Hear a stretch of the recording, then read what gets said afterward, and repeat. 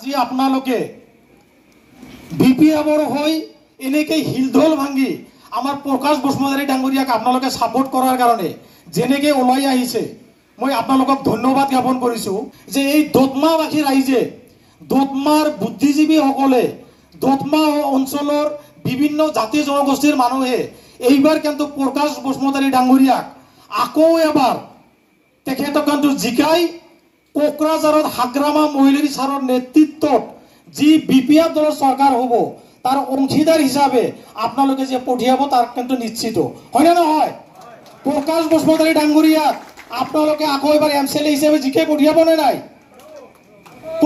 নাই সঁহাৰি কিন্তু পোৱা নাই একদম জোৰকৈ সবৰ পৰা হাত চাপৰি বিচাৰিছো জিকাব পাৰিব না বহুত বহুত ধন্যবাদ মই কৈছো মই বৰ দীঘলীয়া নকৰিম মই অমৰ সিং ডাঙৰীয়াৰ দুটা পইণ্টৰ ওপৰত কথা কম প্ৰথমতে তেখেতে দুখন ইয়াতে কিন্তু ডকুমেণ্ট দেখুৱাইছে এটা হ'ল বিটিসি চুক্তি যি চুক্তি নেকি হাগ্ৰামা মহিলাৰী ছাৰৰ নেতৃত্বত বিএলটি অসম চৰকাৰ আৰু কেন্দ্ৰীয় চৰকাৰে কৰিছিল সেইখন হ'ল বিটিসি চুক্তি আৰু বিটিসি চুক্তি মতে 2003 চনৰ 10 ফেব্ৰুৱাৰী তাৰিখলৈকে যিসকল বিটিসিত আছিল সকলো বিটিসি বাকি হয় না নহয় ইয়াতে কোনো বিদেশী নাই হাগ্ৰামা মহিলাৰী ছাৰৰ বিএলটিৰ চুক্তি মতে আৰু বিটিআৰ প্ৰমোদ বড়োৰ যিখন চুক্তি ভাঙা চিঙা চুক্তি এখন তেখেতে দেখুৱাইছে ভঙা চিঙা চুক্তি এখন দেখুৱাইছে বিটিআৰ চুক্তি এই চুক্তি মতে 7.2 অনুযায়ী বিটিসিত বসবাস কৰা 60% অনাবৰো মানুহ ইলিগেলি বসবাস কৰি আছে আৰু তাৰ ভিতৰত আকৌ 60% ইলিগেল মাইগ্ৰেন্টছ মানে বিদেশী তাৰ মানে আমি মুছলমান সকল গোটেই কথাখিনি আপোনালোকে ভালকৈ বুজি পাব মোৰ কথাটো বুজি পাইছে না নাই যিয়ে নহওক এটা মূল কথা এটা হোক এইবাৰ বিটিসিবাসী ৰাইজে একদম ইফালে পৰ্বতজোৰা গোসাইগাঁৱৰ পৰা আৰম্ভ কৰি উদালগুৰিলৈকে বিটিসিত বসবাস কৰা সকলো জাতি জনগোষ্ঠীয়ে এইবাৰ কিন্তু সিদ্ধান্ত লৈছে কি জানে যে একক সংখ্যাগৰিষ্ঠতাৰে আকৌ এবাৰ হাগ্ৰামা মহিলাৰী ডাঙৰীয়াক বিপিএফৰ চৰকাৰ কিন্তু তেখেতে গঠন কৰিবলৈ গৈ আছে আৰু তাৰ কাৰণে কিন্তু সকলো জাতি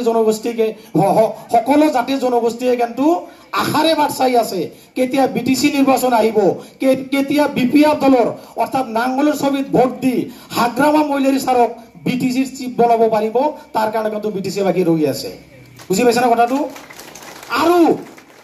আৰু বিটিসি বাকী ৰাইজে কিন্তু মনে মনে কিন্তু এটা সিদ্ধান্ত লৈ থৈছে কি সিদ্ধান্ত জানে এটা কিন্তু সিদ্ধান্ত লৈ থৈছে এইবাৰ প্ৰমোদ বড়োক হাটাও আৰু বিটিসি বাঁচাও এইটো কিন্তু সিদ্ধান্ত লৈ থৈছে আৰু কি সিদ্ধান্ত লৈছে জানে আপোনালোকে আৰু বিটিসি বাকী ৰাইজে কিন্তু এটা সিদ্ধান্ত লৈ থৈছে যে এইবাৰ প্ৰমোদ বড়ো ডাঙৰীয়া ছুইজাৰলেণ্ডত গৈ চৰকাৰ বনাব লাগিব বিটিসিত নহয় ছুইজাৰলেণ্ডত জানে না আপোনালোকে প্ৰমোদ বড়ো ডাঙৰীয়া কি কৈছিল যে মই জিকাৰ পিছত যদি চিফ হওঁ বিটিসিখন ছুইজাৰলেণ্ড বনাই দিম দিলে নেকি ছুইজাৰলেণ্ড নবনালে সেইকাৰণে এইবাৰ কিন্তু বিটিসি বাকী ৰাইজে তেখেতকে কিন্তু ছুইজাৰলেণ্ডত পঠিয়াব আৰু বিজেপি চৰকাৰে বিজেপিৰ অসমৰ সন্মানীয় মুখ্যমন্ত্ৰী ডাঙৰীয়াই এই টিকিট কিন্তু প্ৰমোদ বড়ো ডাঙৰীয়াৰ কাৰণে কিন্তু ছুইজাৰলেণ্ডত যাবৰ কাৰণে কিন্তু টিকিট কাটি দিলে জানে নাই আপোনালোকে টিকিট কিন্তু তেখেতে কাটি দিলে কেনেকে কাটি দিলে জানে না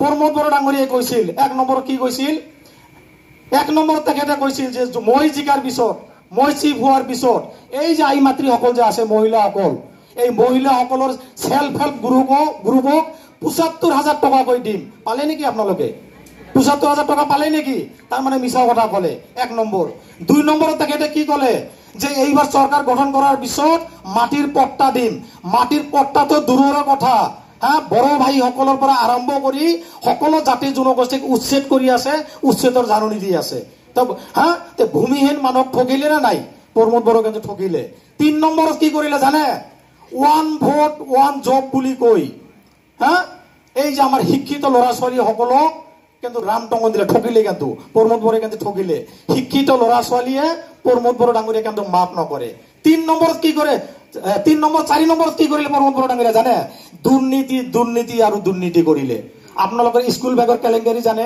কিতাপ কেলেংকাৰী জানে প্ৰমোদ বড়ো ডাঙৰীয়াই যোৱা 5টা বছৰত কেৱল এটাই কাম কৰিছে কি জানে?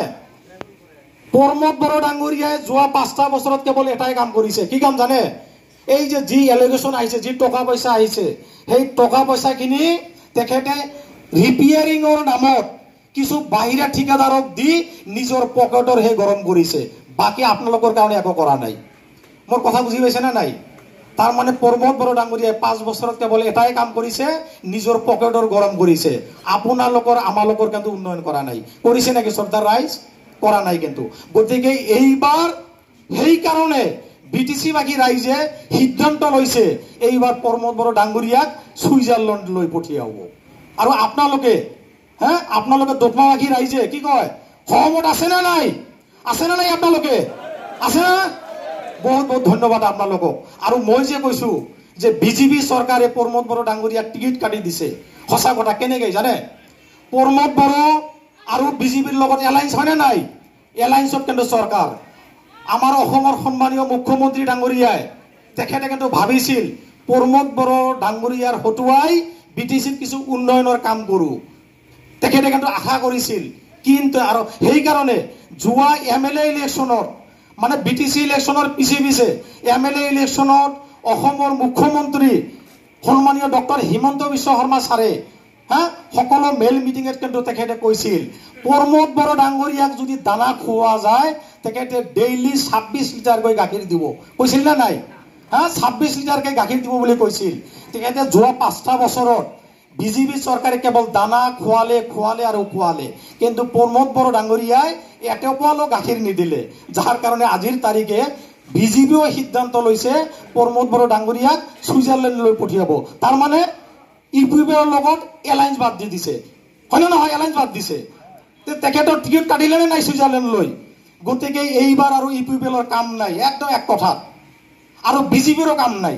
বিজেপিৰ এই কাৰণে কাম নাই, আপোনালোকে জানি সুখী হ'ব, ভাল পাব যে যোৱাকালি আমাৰ বৰ্মাত BPFৰ CWCৰ মিটিং আছিল। তাতে বিজেপিৰ ষ্টেট লেভেলৰ এজন সভাপতি SC মৰ্চাৰ শিৱনাথ বৰ্মা ডাঙৰীয়া তেখেতৰ সতীৰ্থসকলক লৈ 36 জন সতীৰ্থক লৈ BPF দলক যোগদান কৰি বিজেপিৰ মেৰুদণ্ড কিন্তু ভাঙি দিছে বিটিচি। গতিকে এইবাৰ ইউপিপিএল আৰু বিজেপিৰ কাম নাই। কেৱল আৰু কেৱল বিটিচি বাকী ৰাইজে হাগ্ৰামা মৈলীৰ ছাৰৰ নেতৃত্বত BPFৰ চৰকাৰ গঠন কৰিবলৈ কিন্তু আশীৰ্বাদ দিবৰ কাৰণে কিন্তু বাট চাই আছে। কথা স্পষ্ট। মই আৰু বৰ দীঘলীয়া নকৰো। সদৌ শেষত আমাৰ মুছলমান মানুহ বহুত দেখা পাইছো। মই দুটামান কথা কম আমাৰ মুছলমান ভাইসকলক। প্ৰমোদ বড়ো আমাৰ মুছলমানৰ জন্য নহয়, কথাটা মনত ৰাখেন মই কি কৈছো একদম।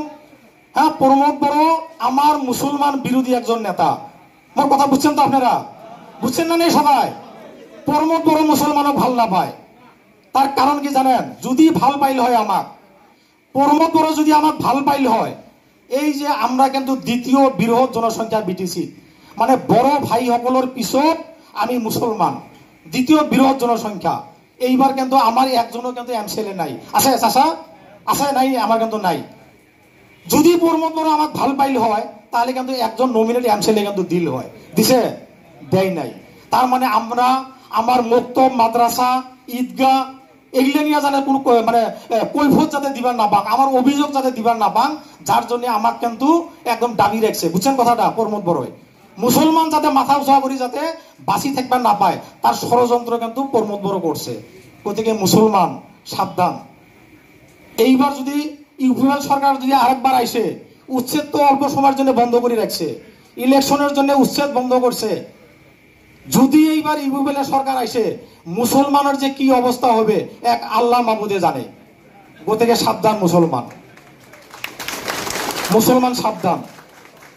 দ্বিতীয় কথা, বিজেপি কি কয়? মোর কথা নয়, বিজেপি কয় চাচা মামার ভোট না লাগে। কয় না কয়? চাচা কয় না নাই? চাচা মামা মানে মুসলমান, আমার ভোট তো লাগে না। তাও যদি আমরা নির্লজ্জ ভাবে যদি তোমার ভোট দেই তাহলে তো মোর পর আর কিছুই নাই। মোর কথা বুঝছেন তো? তারপরে আরো কি কয়? চাষি কি কয়? আমার আই মাতৃ সকল, আমার যেগুলা মা বোন খালা আছে, ইমরা বলে বাচ্চা জন্ম দেওয়া বলে মেশিন। আপনারা মেশিন নাকি? আমরা কি মেশিনের থেকে জন্ম হয়েছি নাকি?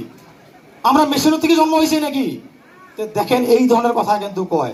তাও যদি আমরা নির্লজ্জভাবে যদি আমরা বিজেপি আর ইউপিপিএলক যদি ভোট দেই, কারণ ওরা তো দুই ভাই, ছোট ভাই বড় ভাই, হ্যাঁ, গতিকে বিজেপি আর ইউপিপিএল থেকে সাবধান। আমার এই যে মাদ্রাসা ভাঙে, হয় না, না হয়, আজান দেওয়া বন্ধ, ওয়াকাফ যেটা মানে প্রপার্টি, ওই প্রপার্টি হলে আমার হাতের থেকে যাইবে। গতিকে মুসলমান সাবধান। আমরা যদি বিটিসির নিরাপত্তা যদি চাই, আমরা যদি সুরক্ষিত হয়ে থাকবে চাই না, আমরা যদি নিরাপত্তা যদি চাই, শান্তি যদি চাই, বিটিসির যদি উন্নয়ন চাই, হাগ্রামা মৈলির স্যারের দরকার, এই যে আমার রবিরাম স্যারের দরকার, এই প্রকাশ বসুমতারীর কিন্তু দরকার আছে দোকমাত। গতিকে মই আর লম্বা না করুম, গতিকে মই আৰু বৰ দীঘলীয়া নকৰো। মই আগতে কৈছো বৰ দীঘলীয়া নকৰিম, তথাপি বহুতখিনি কলো। সদৌ শেষত আকৌ এবাৰ মই আপোনালোক সকলোলৈ বিপিএফৰ এই আপোনাৰ প্ৰকাশ বসুমতাৰী ডাঙৰীয়াক দোকমা সমষ্টিৰ পৰা আপোনালোকে বিপুল ভোটত জিকাই আপোনালোকে কোকৰাঝাৰলৈকে পঠিয়াই দিয়ক। কাৰণ এইবাৰ কিন্তু নিশ্চিত হাগ্ৰামা মহিলাৰী ছাৰে কিন্তু চৰকাৰ গঠন কৰিব, কিন্তু বিপিএফৰ চৰকাৰ গঠন কৰিব। গতিকে আপোনালোকে আপোনালোকৰ অঞ্চলৰ যাতে উন্নয়ন হয়, তাৰ কাৰণে আপোনালোকৰ প্ৰকাশ বসুমতাৰীৰ কিন্তু প্ৰয়োজন আছে। আপোনালোকে ভুল নকৰিব, হা, ঠিক আছে। সকলোলৈ আকৌ এবাৰ নমস্কাৰ যাচি আকৌ এবাৰ অনুৰোধ জনাই, নাঙলৰ ছবিত আপোনালোকে ভোট দিয়ক বুলি অনুৰোধ জনাই মই মোৰ বক্তব্য শেষ কৰিছো। ধন্যবাদ।